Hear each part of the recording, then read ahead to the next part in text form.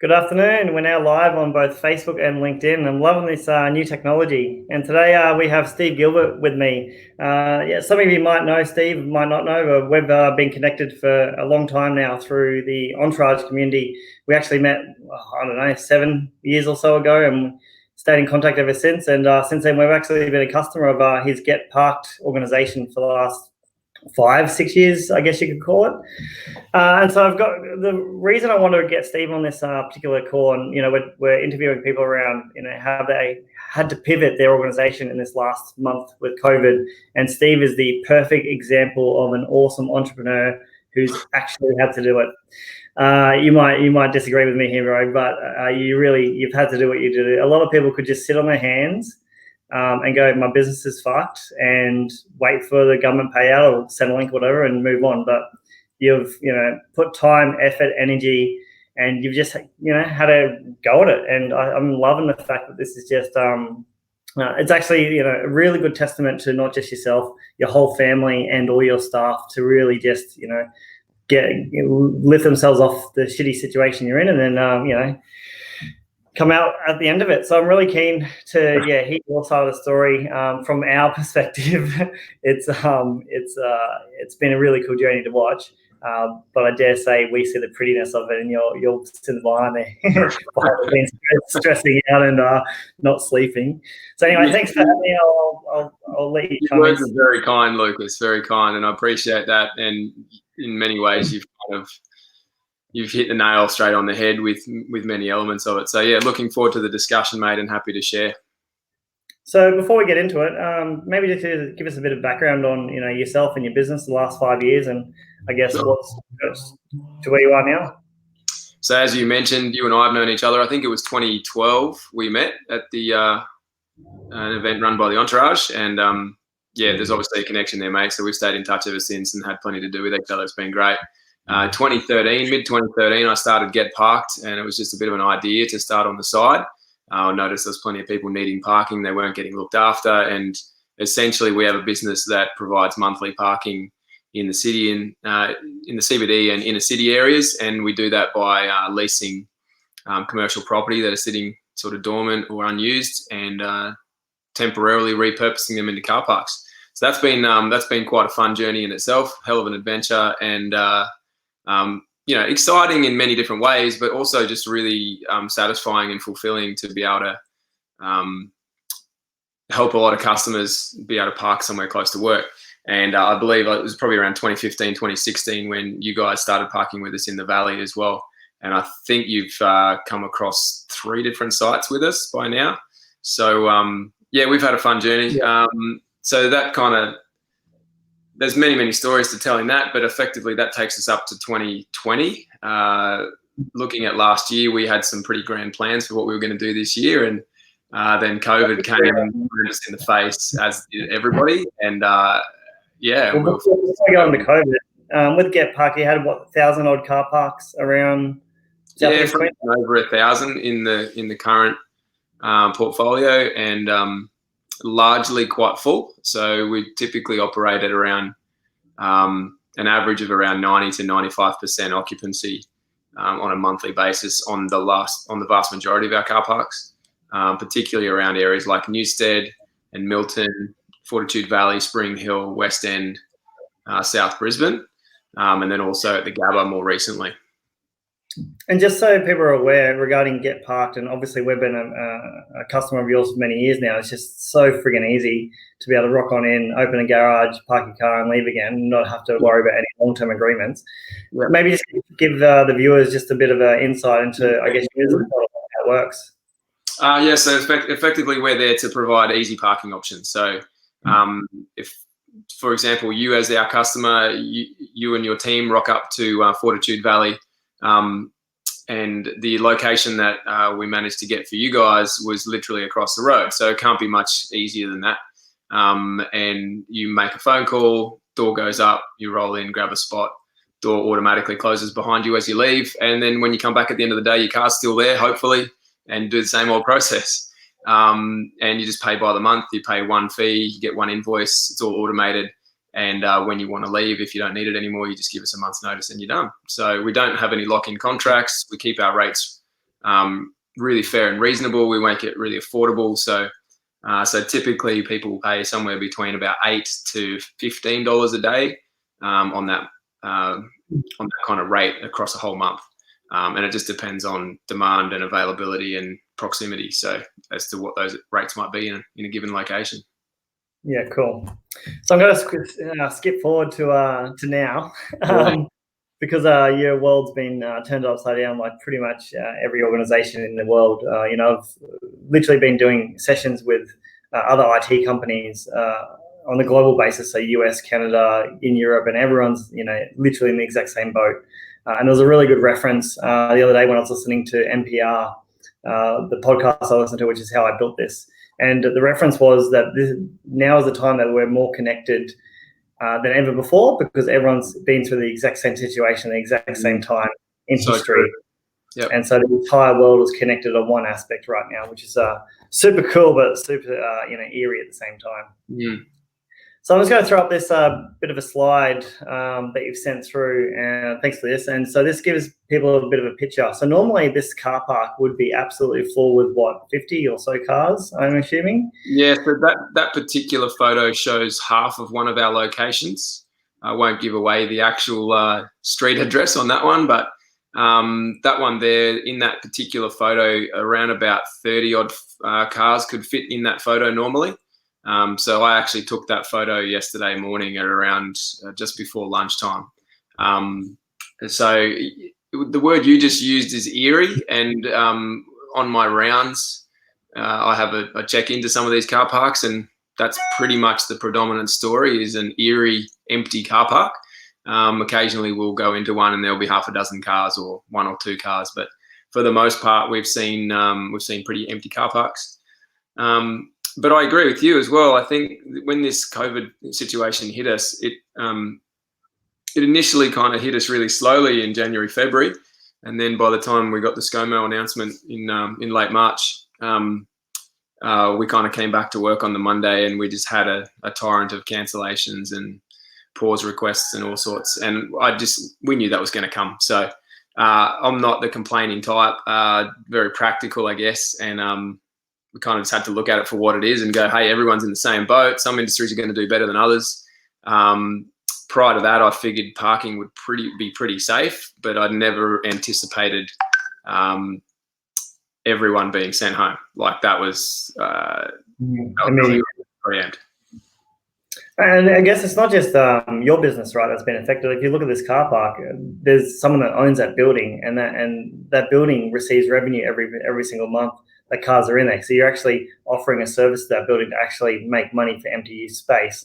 And so if your car parks aren't being utilized, then all the buildings, all the people that own the buildings are actually losing out as well. So I don't know if you can, digest into that conversation, but really just curious from my perspective, have you had these conversations with these building owners in this last few weeks?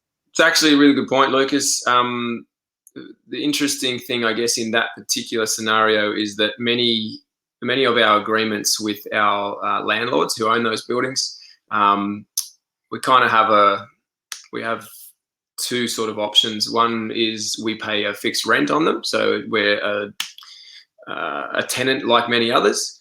In some other buildings, we actually do a revenue share, and so it's more of a management style of agreement. So on those secondary ones, the owners of the buildings come kind of with us on the ride. The more we fill them, and the better they perform, then the better they get their return. But they also share the risk of an underperforming car park. And so clearly in this environment, when revenues go back the other way, for myself and my company and my team, our risk is shared. So therefore, all the way down to nothing means that we're not technically losing money on those car parks. We're just not making anything. And the owners are the same. So they don't get any kind of return, or they get a diminished return. Whereas the guys that are the landlords, then they're kind of coming under the new landlord scheme that's been announced. And to be fair, my preference is that I prefer not to go asking for rent relief on these things if I can. So I've been just doing whatever I can, and the team and I have been working together to try and maximise what we can out of the car parks so that we don't have to ask for rent relief. But in complete honesty, there's a couple of them quite a few of them where that's actually an unfortunate reality. And so again, the landowners, they'll kind of share some of that burden and help us out to make sure we can survive and bounce back on the other side. What's the feedback so far? Like, have they been okay? Like, everyone's in the exact same boat, right? Yeah. So I might, like, is there any hostility around, if you can't pay rent? And because that's literally what you're doing, is paying rent to those car parks every month. Yeah, look, I'm not going to any of these guys with my hat in my hand. I'm just telling them how it is, and being as open and transparent as I can be. And to this point, I don't think there's been any hostility at all. It's been very understanding, and the environment's the same for everyone. And like you said, it's a globally shared thing. So everyone's very aware that we all have to pay some kind of price in some way. And I guess I take a lot of heart and a lot of inspiration from the fact that there's many, many other businesses who have gone the other way in this time, and their business has, just skyrocketed out of control because they're all of a sudden in demand to be able to help. So I just see that as a massive bonus for our society and our economy. And I think that's wonderful that there's business owners that are in that position who are able to do that. Yeah, I was chatting to a mate recently, and she runs a food delivery business, and she said that she felt guilty that her company was expanding throughout this process, and she actually took it to heart. Like, I feel really weird in this situation because we're doing extremely well. We're actually hiring staff. We're growing because the demand is so high, and yet everyone else is like applying for money from the government and on their last legs. And yeah. But you're right, good with the bad. It's like with any economy that we go through. We just need to see it as a bit of a playing field to make sure that we're, like what you said before, being a community, understanding that we're all in the same boat and that we're here to, share the wins and share the falls as we need to. And like, it's absolutely it's a win. It's absolutely to be celebrated. And I can share as well that I've had conversations with many of my different associates or colleagues in various businesses, and they've been in the same position, and they're kind of almost a little bit embarrassed to share it because it doesn't feel right to be sharing a win when there's so many people going through pain or some kind of suffering. And and you've got to be sensitive to that, but at the same time, I just think we need to be celebrating these people and these wins. Absolutely. It's just in the midst of crisis, in the midst of disappointment and heartache and hardship, to be doing well, I think is great, and we should bring those people close and celebrate. Yeah, I agree, 100%. All right, I'm going to switch back over to here. So maybe just give us a bit of a, 2-second update, and we'll jump straight into your organisation, how you pivoted recently. So talk us about this. Obviously, the revenue drop, you kind of touched on it before, and it's pretty significant. I checked the P&Ls this morning. It's actually significantly over 60% now. But yeah, that put us in a position where we kind of decided strategically on that Monday after the ScoMo announcement. We said, right, what are we going to do? And we put in place some measures so that we could respond as sensitively as we could to our customers. We wanted to make sure that we kept them as best as we could. We could help them out. But priority one for us became survival. So that became number one on the list. Prior to that, all of our conversations were about growth and direction and, business development. And so we basically kind of just pushed all that to the side of the whiteboard, and we just put right in the center was survival. That's how we're going to survive this thing. And then priority two was I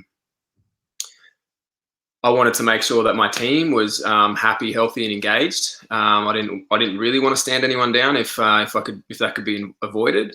And then priority three was make sure that customers that we had got what they need. But then in addition to that, priority four was once we had all those pieces covered, who could we help? So like what customers were in a position where, they just needed assistance. And so, but we had to do it in that order, just like on an airplane, when the gas mask drops, you can't just start throwing them out to everybody else. You've got to get your own on first, and you've got to make sure that you're good so that then you can help whoever you need. So that was kind of our play initially that week. And it wasn't until later in that week. And then my brain started to switch on to what's going on and what can I do. Mm-hmm.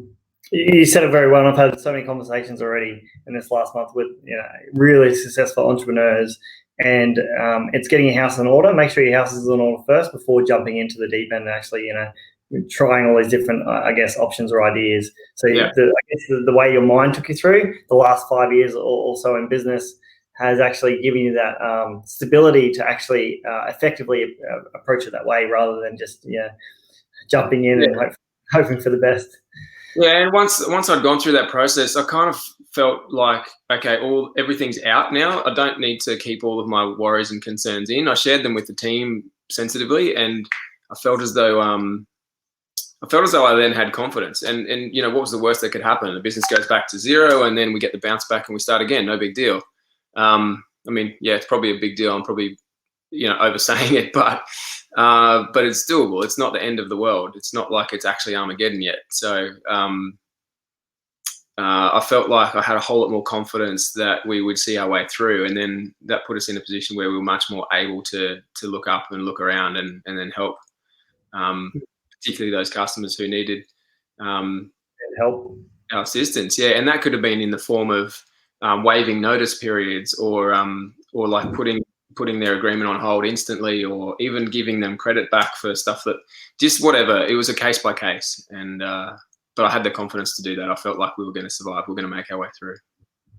And survive, you did. All right, let's talk about the pivot, eh? The very overutilized word that you obviously don't like anymore. Talk to us about it. I still think it's a great word. It's just that it seems to be the word right now, right? So I wrote my LinkedIn article probably 4 or 5 weeks ago, and it got a little bit of traction, and I enjoyed writing it. I just didn't realize that it would speak to so many people. Yeah, well, I guess it's one of those situations where I've been chatting with a lot of the older, more mature organizations and business owners, and they didn't even knew that the word existed, and yet we've been in innovation, and we've been doing techs and tech stacks and pivoting for 5-6 years now. So to us, it's just every day. It's just right. You got to pivot every day. Yeah. And yet some of these more mature, it's almost permission to play now, right? Yeah. Just if you haven't pivoted, then you're kind of not in the game. But I don't think that's simply true. But it's also like, it's the nature of the world we live in. It does move so fast, and things are changing so quick that I think many business owners are pivoting on a semi-regular basis, regardless, just to adapt and change to changing circumstances within business. So talk to us about the pivot. What around this whole, I can see you around there, get sanitized. Yeah. Where did it come from? How did it start? How cool. did it all happen within let's say 2 to 3 weeks? Yeah. So look, I guess really briefly on that particular one, I had heard of another pivot that was happening in West End, and I knew that we could help them with some additional space. So that was a distillery that was doing hand sanitizer. And so I met with the owner there, and I was able to help him out. So we cleared our whole warehouse out and made that available for him within a couple of days. And that massively helped his supply chain and his ability to distribute and deliver to customers. But I could also see there was some challenges there too, in that it was pickup only, and there was a lot of people that needed to come down. So they had their social distancing measures in place. In terms of timeframes and stuff, I figured that if we could do something different, and I'd already started forming this idea after we'd given him the warehouse, that maybe there was a way to get sanitizer into the hands of the people a lot faster. And so I kind of had this crazy thought, well, what if we do a pop-up where people can literally drive through and purchase hand sanitizer?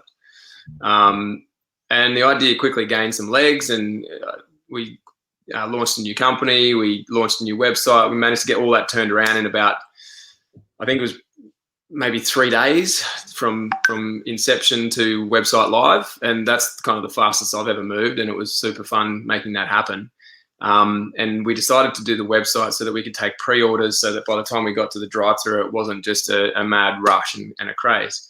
And when we did the media call on the Tuesday morning, I think it was just like hey, we're going to do this on Thursday.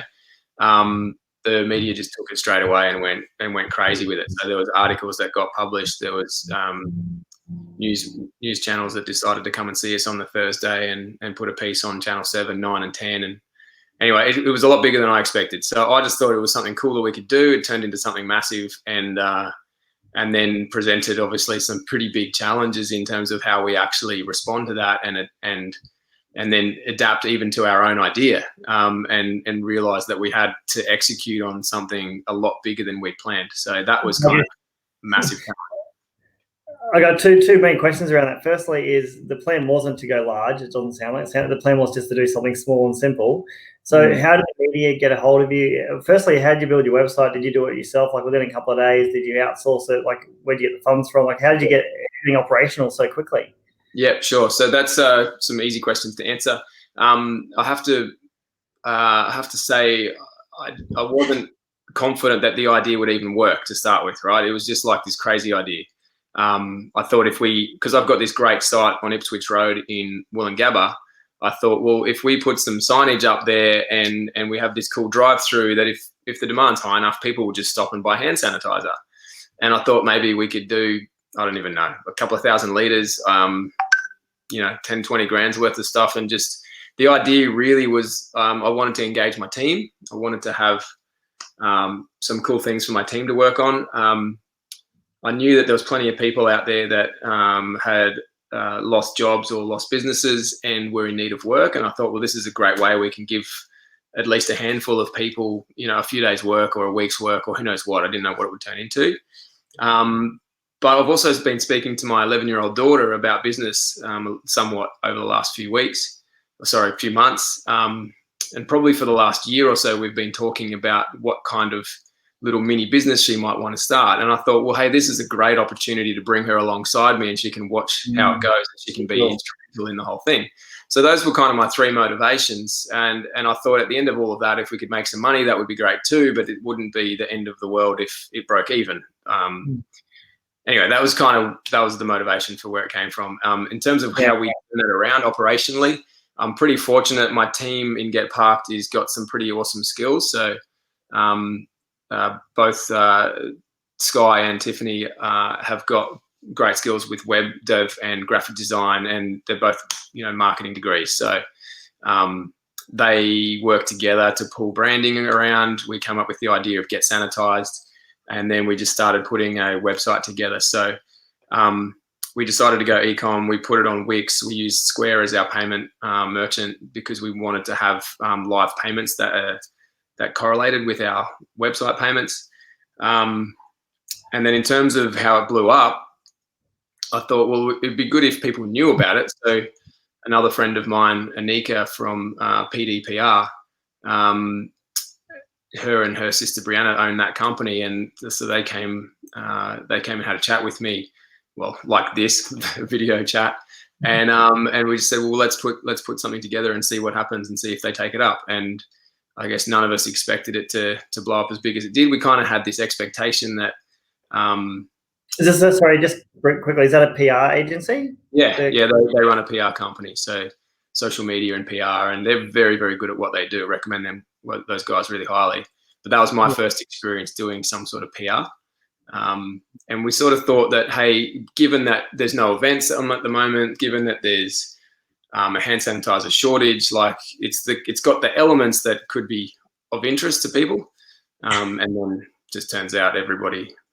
Well, and we needed good news stories too, and it's a good news story. So away it went. And then, I love this next slide because this next slide is definitely a good news story. Yeah. Talk us through. And this is, I just love this. This looks so the vibe, the happiness, like everyone's having fun. Talk us through it. So I think that was on the Thursday. So we had our Easter bunny there with eggs that was going to be delivering the eggs via that aqua tube you can see. We called that the COVID safe. What was it? COVID-19 safe egg delivery tube or something like that. It was a bit of fun.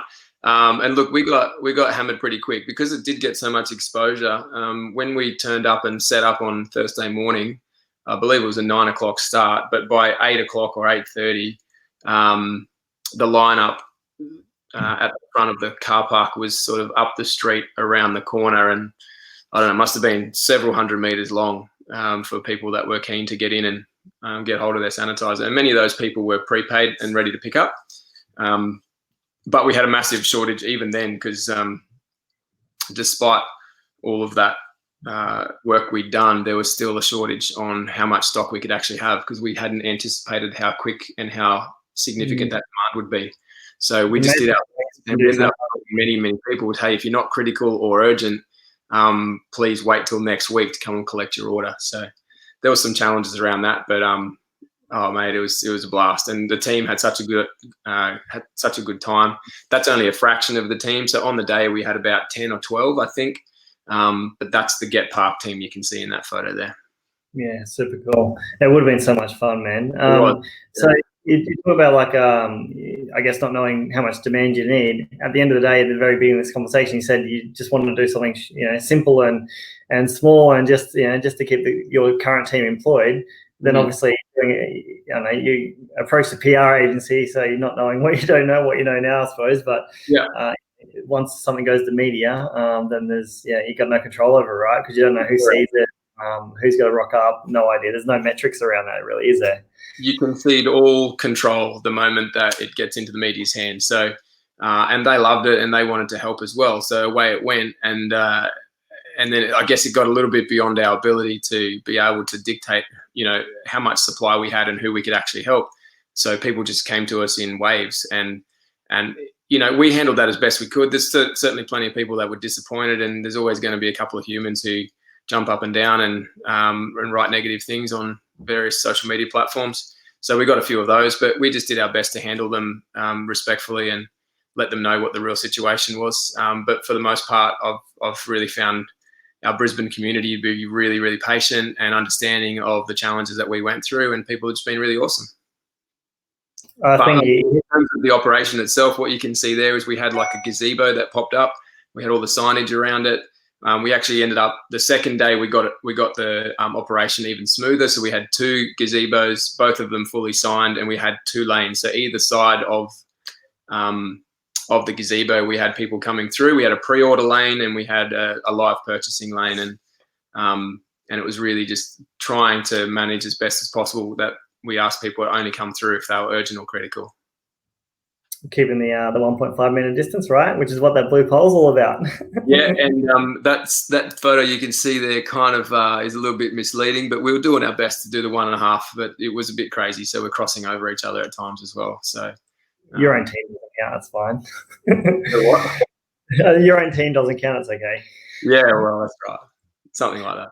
But one really good point you mentioned before, man, is even though there was some, let's call it like angry customers, it's still a community, and the community came together, right? And so when you talk about communities all around the world, obviously just being in Brizzy here, but every community has come together more now than ever before in life. And this is, information I'm reading and articles or watching YouTube across the planet. And so it just goes to show that, even though you had these angry customers, they're still kind of, okay with the situation. Yeah, for the most part. And I think it's kind of a human condition to think about your own needs first a lot, especially when things do get to the point where people are panicking or they've got some fear and some vulnerabilities. So we were really respectful of that as best as we could. And there was many things that were way beyond our control. There's only certain things we could have actually done. And so we're just doing our best to communicate all of that in an environment where things were changing every half an hour in terms of supply, in terms of bottles, in terms of the amount that's available to us. And, it was pretty crazy. So we had, from a supplier point of view, they had their own challenges. Those challenges became our own as well further down the track. But we just did our best to manage them. And I think in terms of like community and people going through the same thing, some of the things I've experienced have been really awesome. I mean, even just doing my own personal training, my own fitness training across the road. We live across from a park, and just seeing the people doing that every day and keeping their distance. And but as you're walking past, the interaction in the community from 1.5 meters. You're getting to meet neighbours that you wouldn't normally speak to. And so I've had some really wonderful conversations. I know my wife Nat has as well. And we've just really enjoyed the whole even though it's been a crazy month for me, like I've never moved faster than this in my life. In other ways, watching the slowdown has just been really, really, I think, a massive blessing. To just watch how the fact that we're all going through this thing, we've all slowed down a little bit. It's given us time to appreciate those who are around us and close to us, because we're kind of forced to. And I think that's a huge blessing that we can take out of it. I think so too, to be honest. It's, I've been calling it the reset. This world's needed to reset for a long time, and this is the best. Sorry, I shouldn't say that. That's not the best reset. There's obviously a lot of downside. I know what you mean, though. Yeah. That's a fourth reset. And so because it's fourth, you can say, well, okay, it's out of my control.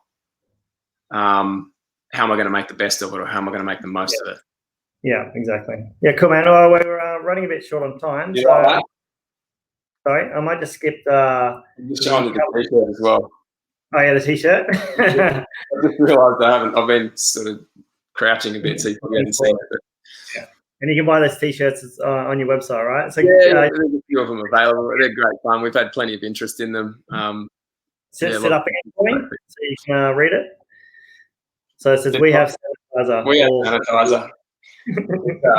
The typical line in most shops was, hey, sorry, we don't have any sanitizer at the moment. The irony of course, was that at one point there when we had the supply shortage on the main day, I had a sticker down the bottom here that said, we have sanitizer, and then I added down here, tomorrow. So it was, you have to make the best of it. You do. This must be one of the good days when you have lots of stock in customers coming to collect it. Yeah, this is actually at Westfield Northlake. So the guys at Westfield were really accommodating and really helpful. So shout out to them. So we did this pop-up, I think we did 3 days in the last week, where we had a lot of smaller stocks, 125 mil sprays and some 500 mil sprays. And we also had, or still have, you can see in the middle there, the more colourful ones. So they're actually a scented range, and a lot more of a nicer experience for people to spray that onto their hands and not just have the ethanol smell. You get a scented smell. So they've been proving really popular for people to buy as Mother's Day gifts, actually, of all things. So really, wow.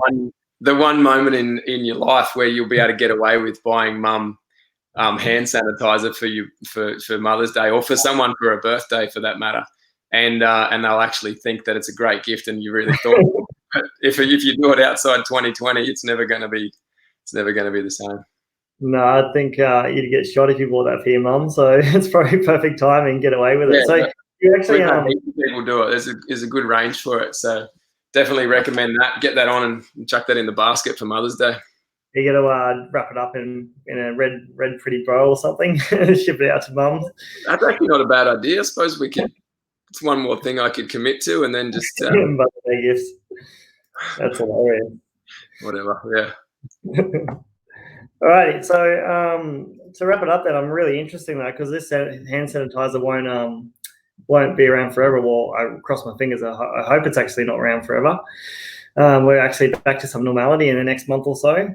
I've already started to see that happening, Lucas. So I think people are starting to see sanitizer back in the shops now. So I think that's a good thing. Ultimately, we want it to be accessible to people. That was the whole reason why we did it. And so now that the supply started to come back into some of the shops, the craze is over, which is good. So that will mean my life goes back to some level of normalcy until, you put a slide like that up. What's the next pivot? So it'll be a car parking business. Do you think the car parking business will go back to what it was, or do you think it's going to be? I actually do. I really think that the world's changed and it's not going to be the same. But what we've seen and what we've learned over the last couple of months is that we can work from home. We can have our kids at home. We can manage, but it's certainly not ideal. And so I think what we will see is that when when the trigger's pulled on, hey, you can go back to work, I think we'll see a rush. I think people will rush back to their workplaces, because there's a really satisfying enjoyment around workplace culture and being in a place of productivity and all that kind of stuff. So given that we've taken that all away from people for quite some time, I think there'll be a rush back to normalcy. In saying that, there'll be a percentage of people that will go, hey, I can actually do things differently now. And so I think we'll see some sort of some rebalancing of that. There was there was an article I read where 30% of all people who are normally working in a corporate job will be working from home forever now. 30% is a huge number to come out with. So it'll be interesting to see what it actually looks like, come 6 months from now. Yeah, I don't profess to be a magician or have a crystal ball, so I don't know, but I think that's some interesting numbers. It'll be fascinating to keep an eye on that. But certainly my expectation is that the parking industry will bounce back, and I think it'll happen pretty quickly. But there will be changes and there will be drop-offs. I think there'll be a lot more competition as well. So inevitably that's a good thing. I think parking, not just in Brisbane, but all around the world, is way too expensive and has been for way too long. So that was the reason why we even started it, is just to make it, reasonable and fair instead of people getting stitched. I really asked this question because this last month's been super creative. Like, your mind has been probably more creative than ever because you've had to think on your feet. Yep. You go back to what you've always done, and that just goes back to normal for you, or you've put your mind in this type of situation that there's no going back, and you have to keep thinking up new and more great, awesome ideas, and keep pushing the boundaries. Look, it's a great question, Lucas. One of my favourite quotes is "Necessity is the mother of invention." And when we're put into these circumstances or situations of pain or great challenge, then we find ourselves in situations where we are not able to do anything other than get creative. And so I've really enjoyed the adventure over the last 5 weeks. But if I'm completely honest, it's not sustainable to do the pace that I've been doing ongoing. I knew that there was an end in sight. So for me, it was like, I'll just keep going until I know that end is close. And but in saying that, it's also, I get a lot of energy from it too. So I think it's changed me forever, yes. But I'm also looking forward to some boring as well. Being able to sleep in and spend some less time scratching around trying to get shit done urgently. Yeah, and just being able to take more time to prepare and to be more considered before you have to just go. Whereas some of these opportunities are like, you don't get that time. You have to prepare today, and it's got to be done today, and you've got to be out and ready to roll tomorrow morning. And so that's what we did. And putting together some of those pop-ups in North Lakes, for example, we made the decision the day before to do that, and then my good mate Gus, your good friend Gus, and my friend Gus, he just pulled together signage and all sorts of things for us, in the matter of a few hours. Like, he was awesome. And there's been plenty of people in our business community who've been able to deliver on sort of last minute requests like that. So it's been cool to be a part of all that. But yeah, normal is good as well. I'll take that. Take it back. I'll go back to what I originally said at the very beginning, man. I have to commend you for everything that you've done in the last month. It's just been absolutely insane.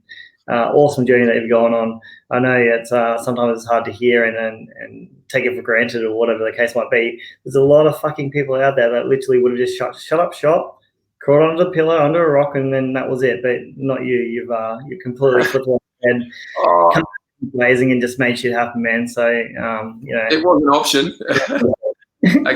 And thank you. I appreciate those words, but slowing down and having a rest was an option. Just wasn't a preferable option. It's not in my nature, I guess.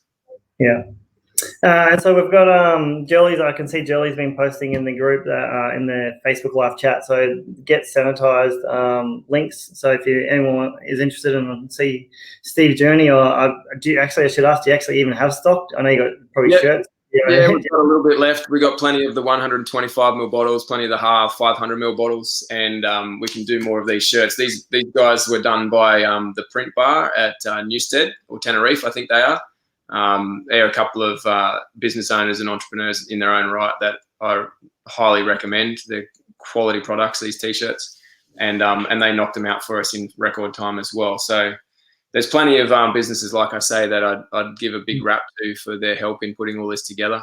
What I might do, actually, just came to mind as you said it. For anyone who sees this video, I'll get my team to put I'll get the team to put a coupon code or a voucher code up or something. So if anyone wants to, what am I going to do? Let's do that as 20%, just because I'm feeling generous. So we'll call it LinkedIn 20. So if you put in LinkedIn 20, that'll get you 20% off. Not right now, because it's not live right now. This is thinking on your feet in 2 seconds, right? It's not live right now. Wait another 10 minutes until the coupon's live. But yeah, that'll be happening in the next 20 minutes or so. Okay, nice. Awesome, man. Thanks very much for coming on board and sharing your story with us. It's been really appreciative. Mate, thank you very much for being an incredible host. Cool idea, and I appreciate the invite to come on and be part of it. So, mate, well executed at your end. It's you're a consummate professional. Well done. Thanks, bro. Appreciate it. All right. What are we doing? Signing off.